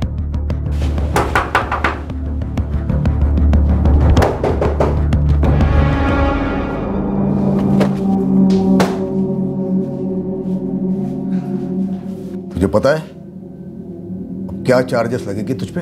कैसे चार्जेस सर? हम दोनों एक दूसरे से प्यार करते, शादी भी करना चाहते। हाँ सर, हमने अपनी मर्जी से घर छोड़ा है। ए लड़की, 16 साल की है तू, नाबालिग है, पता है? लेकिन मैं तो 18 साल का हूं ना, बालिग, और मैं हम दोनों की जिम्मेदारी लूंगा। अरे सर, मारिए मत उसे। चुप, पीछे हट। तू जिम्मेदारी लेगा? तू तो बेटा अब जिम्मेदारी लेगा तेरे जुर्म की कोर्ट में। किडनैपिंग तो हुआ है, अब मेडिकल के बाद रेप के चार्जेस भी लगेंगे। ये क्या कह रहे हो सर आप? हम दोनों एक दूसरे से प्यार करते और मैंने कोई जबरदस्ती नहीं किया। हाँ सर, मैं इससे बहुत प्यार करती हूँ। चुप! जबरदस्ती नहीं कि तुम नाबालिग लड़की को भगा के क्यों लाए हो तुम? देखिए सर, हमारी प्राइवेट लाइफ में दखल देने का आपको कोई भी हक नहीं बनता है। मुझे मेरा हक बताएगा? जानता नहीं अब तेरे साथ क्या होने वाला है। हमें कुछ नहीं सुनना है सर, उस लड़के पर किडनैपिंग का केस करना है बस। देखिए, हम उससे सख्ती से पेश आए, वो आपकी बेटी को फिर कभी भी परेशान नहीं करेगा, ठीक है? अभी तक जो किया है वो कम है। अरे पूरी बिरादरी के सामने हमारी थू-थू हो रही है। मैं तो कहती हूँ सर, उसके माँ और बाप और उसका वो भाई, उन तीनों को अंदर कर दीजिए। उन चारों के खिलाफ किडनैपिंग का चार्ज लगाइए सर। इसने हमारी बेटी के साथ जो किया है उसके लिए इसे जिंदगी भर जेल में सड़ना चाहिए। इस आदमी के चेहरे पे जो, पता नहीं क्यों इसकी आंखें मुझे उस लड़के की याद दिलाती है। एक अजीब सा गुस्सा था उसकी आंखों में। 2 रातें हमने उसे लॉकअप में रखा था, फिर उसे छोड़ दिया था स्ट्रिक्ट वार्निंग देकर कि लड़की के आसपास भी नजर ना आए। लड़की के माँ बाप खूब उधम मचा रहे थे कि केस बनाओ, लेकिन लड़के खुद खिलाफ थे इल्जाम लगाने में। बोलती रही कि अपनी मर्जी से भागी थी उसके साथ। जगदीश सर ने फैसला किया कि वार्निंग देकर छोड़ दिया जाए लड़के को। क्या कोई इतने सालों तक अपने मन में इतनी नफरत पाल सकता है? मैं पक्का नहीं कह सकता सर। शायद ये लड़का वो आदमी नहीं है शंभू जी। शंभू जी, कोई और केस याद आ रहा है आपको? नहीं, और तो कोई ऐसा केस याद नहीं आ रहा है जहां ऐसे कोई इतने सालों बाद वापस आकर जगदीश सर को मार दे। पर जितनी बार मैं इस तस्वीर को देखता हूं, वो लड़का बार बार मुझे याद आता है। उसकी आंखें सामने आती हैं, पर नाम याद नहीं आता। वो लड़का लड़की एक ही स्कूल में पढ़ते थे? स्कूल का नाम कुछ याद है? नहीं, वो भी याद नहीं है। यह आदमी उस लड़के जैसा दिखता तो है, पर मुझे लगता नहीं है कि कोई इतनी दुश्मनी इतने सालों तक पाल सकता है।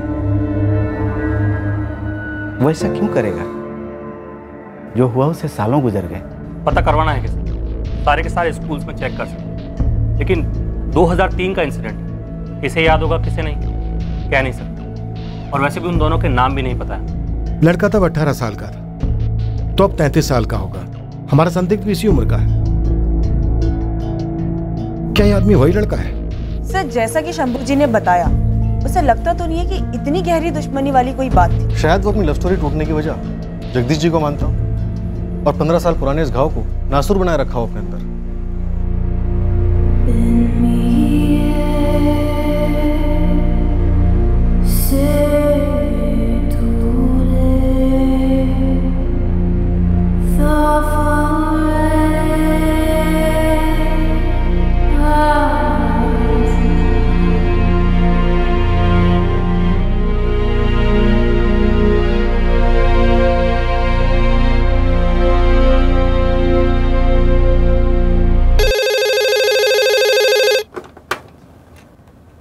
Yeah, Ashwin. Come to my cabin. Yeah, come in. ये क्या चल रहा है? क्या हुआ? मैंने कुछ खबर सुनी तुम्हारे बारे में। कैसी खबर? तुम बताओ। खबर आपने सुनी है, आप ही बताइए। यार, तुम्हारे साथ ना ये सीरियस वाली एक्टिंग भी नहीं चलती। तुम्हारा प्रमोशन हुआ है। ओ यार, प्रमोशन की न्यूज़ के बाद कोई ओ बोलता है क्या? कोई खुशी नहीं, कोई एक्साइटमेंट नहीं? नहीं, खुशी है ना। तो फिर इतने ज़्यादा टेंस क्यों लग रहे हो? जब से तुम वापस आए हो ना, तुम में कुछ बदलाव आया है। ऑफिस में सभी कह रहे हैं, किसी से बात नहीं करते, हेलो तक नहीं कहते। What's troubling you? नहीं, बात करता हूँ सबसे। 4 महीने तुम कहाँ थे? प्रमोशन की न्यूज़ के लिए थैंक्स अश्विन। ये प्रमोशन का मेल मुझे आएगा ना? हाँ, हेड ऑफिस से और पर्सनल से मेल आ जाएगा। मैंने सोचा ये खुशखबरी मैं खुद दूं। थैंक्स। समीर,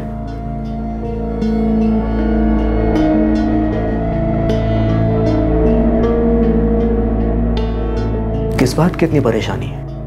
देखो, बॉस की पोजीशन से नहीं, फ्रेंड की पोजीशन से पूछ रहा हूं। What's troubling you? सच बोलो, जिंदगी में इतना सुकून पहले कभी महसूस नहीं किया। अब शांति है, बहुत ज्यादा शांति। सर, फाइनली हमारे केस का खाता खुलने जा रहा है। सुना, जल्दी सुना। सर, वाई का पता चल गया है, जो आपको X तक ले जाएगा। नाम पता चला? रमेश चौबे। हमारा अंदाजा सही था, यही होशंगाबाद का रहने वाला है। मैंने उसके घर पे फील्डिंग लगाई है, बस आप लोग तुरंत आ जाइए।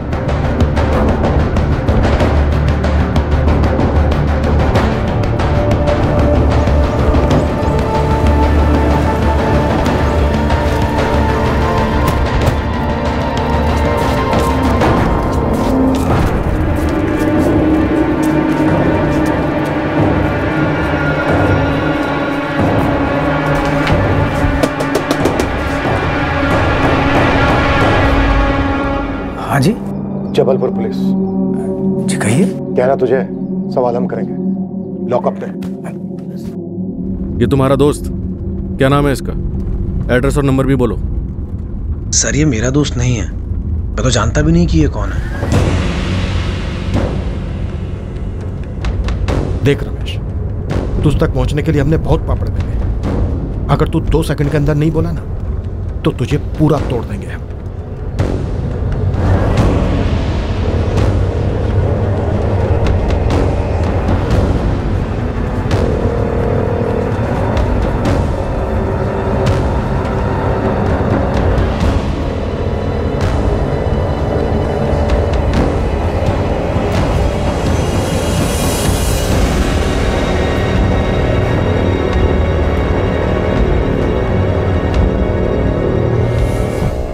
समीर जायसवाल जी। कहते हैं सच्चे दिल से कोई तमन्ना करो तो उसे पूरा करने के लिए सारी कायनात जुट जाती है। कायनात हमें तुम्हारे पास ले आई समीर जायसवाल। चलिए।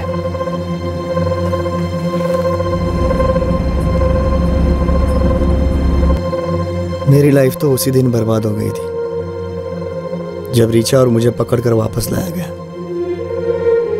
वो होना नहीं चाहिए था, उनको ऐसा नहीं करना चाहिए था।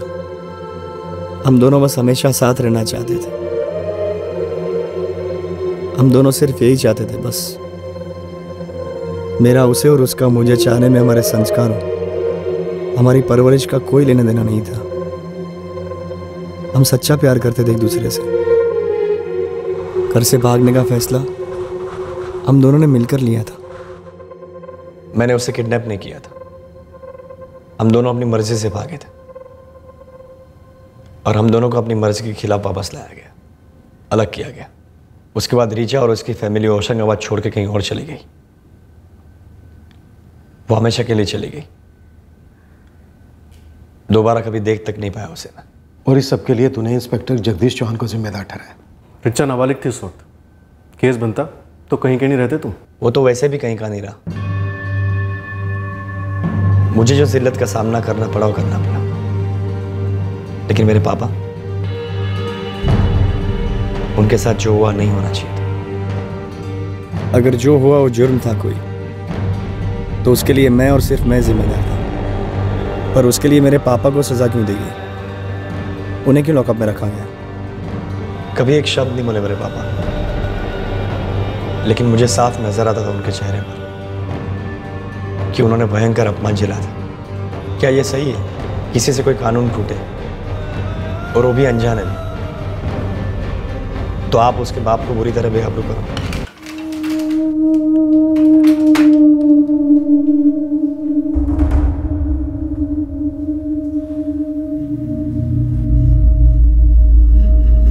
शरद जायसवाल, भाई नसीब अच्छा है तुम्हारा जो उस लड़की ने कोई चार्ज नहीं लगाया तुम्हारे बेटे पे। वो लोग अपना केस वापस ले रहे हैं। अरे हीरो, तुम लोग अगर मेरे हाथ नहीं लगते ना तो तुम्हारे पूरे खानदान की हालत में खराब कर देता। क्यों क्यों करेंगे आप ऐसा? और मेरे परिवार वालों ने किया ही क्या? भागा तो मैं था। साहब 18 साल में इतनी अकड़ है? ये सब तेरे लाड़ प्यार का नतीजा है शरद। पंख निकल आए तेरे बेटे के। इसे जो पंख आए ना वो तेरी वजह से। मेरे पापा को कुछ भी कहने की जरूरत नहीं है। समीर चुप कर, मैं कह रहा हूं ना। आंखें नीचे कर, तो सारे 1 मिनट में चर्बी उतार दूंगा यहीं पे। वो तो मैंने मना कर दिया था उन लोगों को केस करने के लिए, पर अब तो लगता है कि करना ही चाहिए था। तगड़ी चार्जशीट बनती, 7-8 साल के लिए जाता अंदर। चल निकल यहाँ से, और इसके साथ सख्ती से पेश आ। अकल ठिकाने ला इसकी, नहीं तो बड़ा होके और जुर्म करेगा तेरा बेटा। चलो निकलो यहाँ से।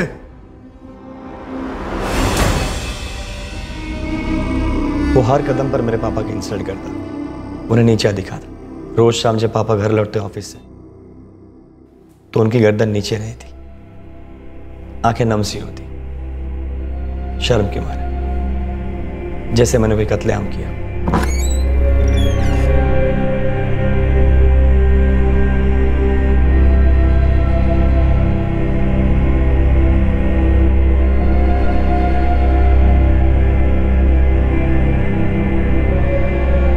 उनके चेहरे का दर्द मुझे 24 घंटे दिखता, महसूस होता।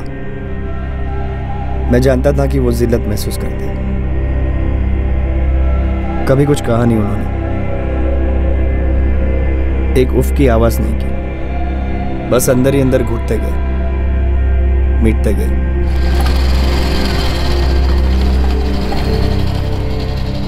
गया पान लगा देने। शरद जायसवाल ठीक तो हो ना? मुझे लॉकअप से छोड़ दिया गया, लड़के पर नजर रखे हो ना? लेकिन हमारी जिल्लतें खत्म नहीं हुई। उसके बाद जब भी वो मेरे पापा से टकराता, वो उन्हें जलील करता। मेरे सामने ये एक बार हुआ था, पर मुझे यकीन था कि जगदीश ने मेरे पापा को ऐसे कई बार जलील किया होगा। मुझे थप्पड़ मारे, गालियां दी गई, मुझे उतना फर्क नहीं पड़ा था, लेकिन मेरे कारण मेरे पापा की बेइज्जती होती रही। ये मुझसे बर्दाश्त नहीं होता था। मैं पापा को मायूस नहीं देख पाता था। मेरे पापा मेरी दुनिया थे, और मैं उस दुनिया को एक एक दिन, एक एक रात बिखरते हुए, टूटते हुए देख रहा था। रीचा मेरा प्यार थी, पापा मेरे सब कुछ। दोनों को मुझसे अलग कर दिया उस एक आदमी ने। उन्होंने तुझे जेल से बचाया, एक नाबालिग लड़की को बचाया, एक संगीन जुर्म होने से बचाया। सच्चा प्यार करना जुर्म है? सच्चा प्यार होता तो रुकते, इंतजार करते रिचा के बालिग होने का, अपने 21 साल के होने का, और उससे पहले अपने अपने माँ बाप से बात करने की कोशिश करते। हमें पता था कि हमारे पेरेंट्स उस बात के लिए राजी नहीं होंगे। उस वक्त हमें जो ठीक लगा हमने किया। अगर कोई दो इंसान अपनी मर्जी से कोई फैसला करे तो उससे कोई कानून तो नहीं टूटता है ना।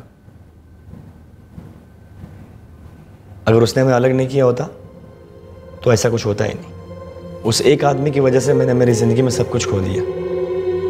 रीचा चले गई, पापा भी पहले जैसे नहीं रहे, उनकी इज्जत चली गई, मेरा भाई भी घर छोड़ के चला गया, फिर मम्मी भी चल बसी।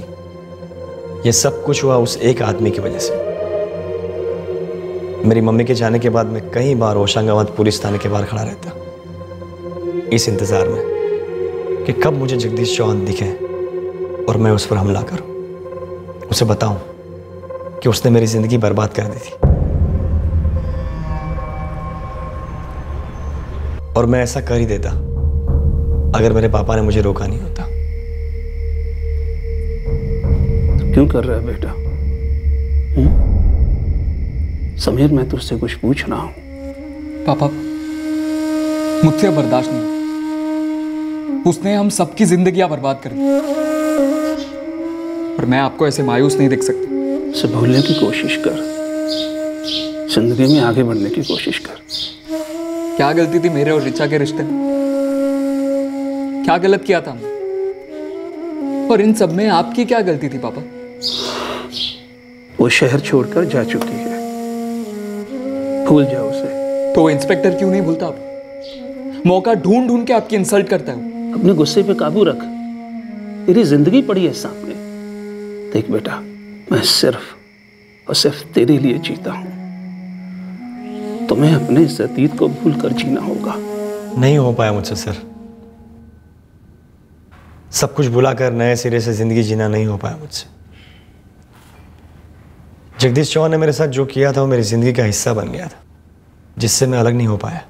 फिर भी एक बार मैंने कोशिश जरूर की थी सब कुछ भुलाने की, लेकिन जगदीश चौहान ने मुझे भूलने नहीं दिया। मैं और नमिता एक दूसरे को पसंद कर चुके थे, लेकिन बात आगे नहीं बढ़ पाई, क्योंकि बात आगे नहीं बढ़ने दी गई। क्या हुआ पापा? और लड़की वाले कह रहे हैं कि उन्हें यह रिश्ता आगे बढ़ाना नहीं है। अमिता, एटलीस्ट रीजन तो बताओ। हम दोनों ने एक दूसरे को पसंद किया था, सब कुछ सही चला था हमारे बीच, एंगेजमेंट की तारीख भी लगभग। फिर ये अचानक से क्या हो गया तुम्हें? मुझे लगता है हमारी जमेगी नहीं समीर। क्यों? ऐसा अचानक से क्यों लग रहा है तुम्हें? पता नहीं, पर मुझे ऐसा लगा तो बेटर है हम यहीं रुक जाएं और आगे ना बढ़ें। किसी ने मेरे खिलाफ या मेरी फैमिली के खिलाफ तुमसे कुछ कहा है क्या, या तुम्हारे पेरेंट्स को? नहीं। जगदीश चौहान है ना? उसी ने कान भरे तुम सबके? क्या? मुझे नहीं पता कौन है जगदीश चौहान। रहने दो, पहले रीचा, फिर नमिता। वो मेरी जिंदगी बर्बाद करता गया, लेकिन उसके बाद मैंने पापा का दिल दुखाने जैसा कुछ नहीं किया। उनकी हर बात मानी, क्योंकि पापा ही मेरे लिए सब कुछ थे। पर जब वो चल बसे, मेरी लाइफ में कुछ बचा ही नहीं। जितनी तकलीफ मैंने झेली थी, उतनी या उससे कहीं ज्यादा तकलीफ मेरे पापा ने झेली। जगदीश चौहान ने मेरी भरी हुई जिंदगी में खालीपन भरना शुरू कर दिया, और अब मेरे पास सिर्फ खालीपन था। गुस्से से पागल हो जाता हूँ रमेश। कब तक जलता रहेगा ऐसे? जब तक मैं जिंदा हूं,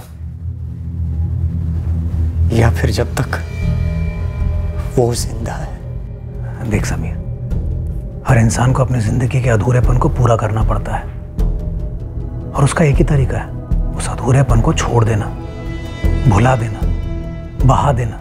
वो अंग्रेजी में कहता है ना, मूव ऑन। उसने मुझे कभी मूव ऑन करने ही नहीं दिया रमेश। उसने पापा के साथ जो ज्यादती की है, मुझे अंदर जकड़ रखती है। मत इस तरह से जकड़ कर रख अपने आप को, निकाल के फेंक दे बाहर।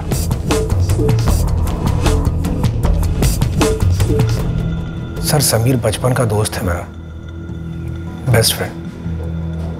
मैंने बस उसे एक सलाह दी थी, एक याद में जकड़ा मत रहे, खुला छोड़ दे मन को। मतलब मार डाल जगदीश चौहान को? नहीं सर, बिल्कुल नहीं। मेरा वो मतलब नहीं था कहने का। लेकिन तुम्हें मालूम था समीर ने गन खरीदी। तुम्हें यह भी मालूम था कि वो जगदीश चौहान की खोज में निकला है। फिर भी ना तुमने उसे रोका और ना ही पुलिस को आगाह किया। और फिर जब वो जगदीश चौहान तक पहुंच गया, तुम्हें फोन किया, तब भी तुमने उसे रोकने के लिए कुछ नहीं किया। शायद मुझसे गलती हो गई सर। शायद गलती नहीं हुई, पक्का गलती हुई। गुनाह हुआ है तुमसे। इस मर्डर में तुम बराबर के भागीदार हो रमेश।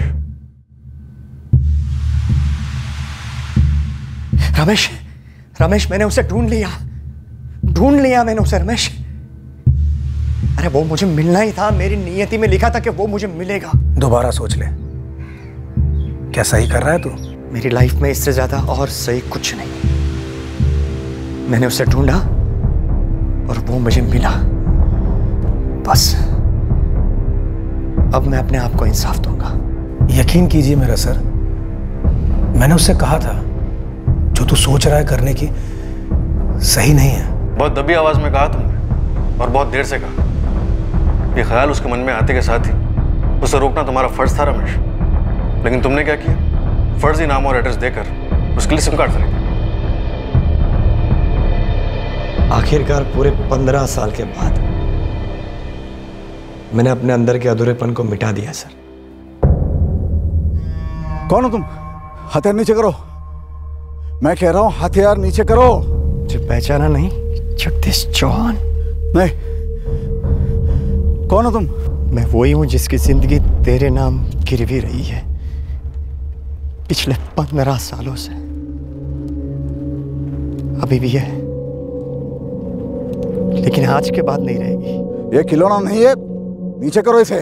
मैं अपनी रीचा को आज तक नहीं ढूंढ पाया। बाकी सबको भी मैंने खो दिया, सिर्फ और सिर्फ तेरे कारण। मैं वही हूं जिसे तूने बचपन में अपने प्यार से अलग किया था। याद कर भोपाल का वो लॉज, जहां से तुम मुझे और मेरी रीचा को जबरदस्ती पकड़कर होशंगाबाद ले आया था। जायसवाल? समीर जायसवाल? शरद जायसवाल का बदनसीब बेटा, जिसे तूने जीते जी कत्ल कर दिया था। गन कहां से खरीदी? मुंबई से, एक सप्लायर से पहचान थी। नंबर दो उसका। अब नहीं मेरे पास। तो अब तेरे अंदर का अधूरापन खत्म हो गया? मिल गई तेरी आत्मा को शांति? जी, ऐसा ही समझ लीजिए।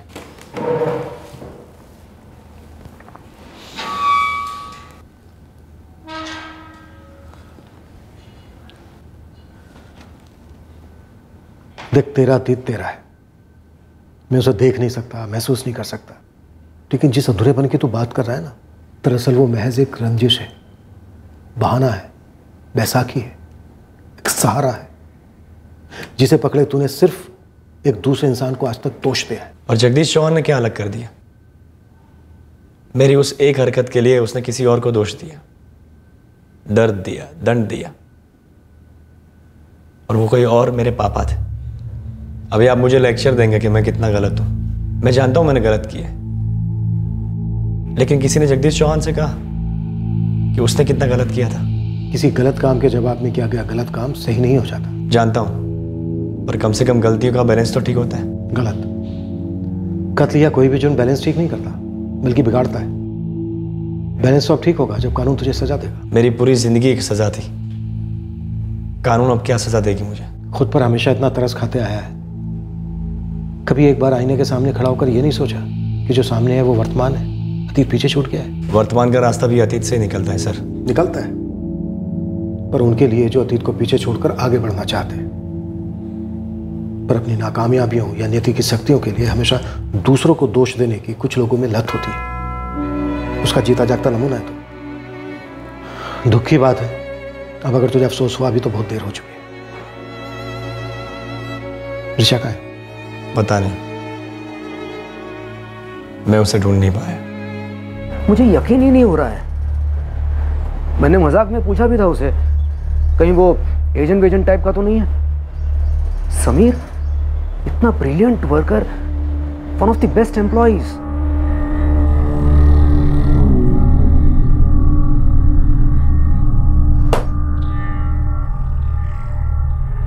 वो किसी को मारने गया था। He had bought a gun.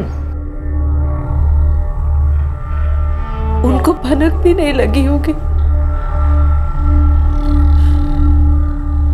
कि कोई इतनी नफरत पाले बैठा है उनके लिए। कैसे पता होता मीनाक्षी जी? 15 साल पहले जब ये इंसिडेंट हुआ, तब सपने तक में नहीं सोचा होगा कि 15 साल बाद इसका इस तरह से नतीजा सामने आएगा। एक दोस्त, एक करीबी दोस्त जो समीर को अपनी रंजिश पर काबू पाने में मदद कर सकता था, पर नहीं की। ऐसे दोस्त कभी दोस्त नहीं हो सकते। वो कैसी मुश्किलें हैं जो जुर्म से दूर हो सकती हैं। वो कैसा सुकून है जो कत्ल करके मिल सकता है। अधूरापन, रंजिशें, ये कोई नए जज्बात नहीं है। इंसान अपने अंदर दोनों को कुछ मात्रा में पनपने देते हैं। कई लोग इस दर्द को भुलाकर नए सिरे से जिंदगी शुरू कर देते हैं, अधूरेपन को समय के मझधार में छोड़ देते हैं, मूव ऑन हो जाते हैं, और कई लोग इससे निकल ही नहीं पाते। हाँ, दूसरों पर इल्ज़ाम लगाना काफ़ी आम बात है। हर दूसरा इंसान कभी ना कभी ऐसा करता ही है।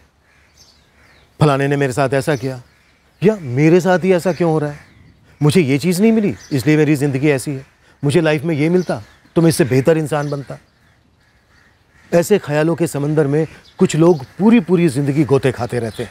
अतीत के हालातों को, लोगों को अपने वर्तमान के दर्द के लिए दोष देना एक दयनीय हरकत है। खुद पर तरस खाने से ज़्यादा जिल्लत किसी और बात में नहीं। फिर मिलेंगे अगले हफ्ते एक नए केस के साथ। क्राइम पेट्रोल सतर्क। जय हिंद। क्राइम पेट्रोल्स के और भी दिलचस्प कहानी देखने के लिए हमारे चैनल को सब्सक्राइब करें और बेल आइकॉन दबाना न भूलें।